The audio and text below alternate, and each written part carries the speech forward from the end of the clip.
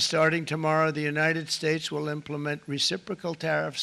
中国人不惹事，也不怕事。 In April 2025, US President Donald Trump announced sweeping tariffs of up to 104% on all products imported from China. But China didn't stay silent for long. Just hours later, Beijing struck back, imposing retaliatory tariffs of up to 84% on American goods. So what's really driving China's fierce resistance in this escalating trade war? In this video, we will take a closer look at the deeper ideology behind China's response, through the lens of classic Chinese thought as seen in an influential essay by Song Dynasty scholar Su Xun. During the Song Dynasty, the government enjoyed economic prosperity, but its foreign policy was notably weak. Each year, the court was forced to send large tributes of silver and goods to the Liao and the Western Shard regions in exchange for a fragile peace.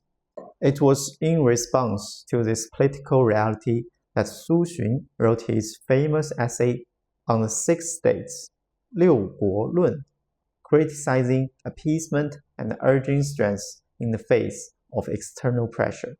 Su Xun starts his essay with a clear, strong statement. The downfall of the Six Kingdoms was not due to their inferior weapons or strategies in the battle, but to their bribery of Qin. Bribery sapped their strength and caused their destruction. Apart from conquest through military campaigns, Qin gained territories through bribery. Comparing what Qin acquired through bribery to what it gained through victories in war, the former was 100 times greater. Thus, Qin's greatest desire and the other states' greatest peril did not lie in war. The ancestors of the rulers of the Six States endured harsh conditions, braving frost and dew, clearing zones and brambles to secure even a small piece of land. Yet their descendants treated it with little regard, handing it over to others as carelessly as discarding weeds. Su concludes the situation with a biting hypothetical scenario, and it is the most famous sentence of the essay. Today, they ceded 5 cities. Tomorrow, 10 more, only to buy a night's peace. The next morning, they wake up, look around, and Qin's troops will be at their borders again. The territories of the states were limited, but the insatiable greed of Qin knew no bounds. The more they offered, the more aggressively Qin encroached.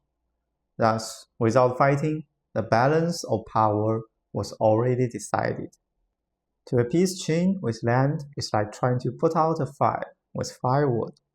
The fire will never die until the wood is exhausted.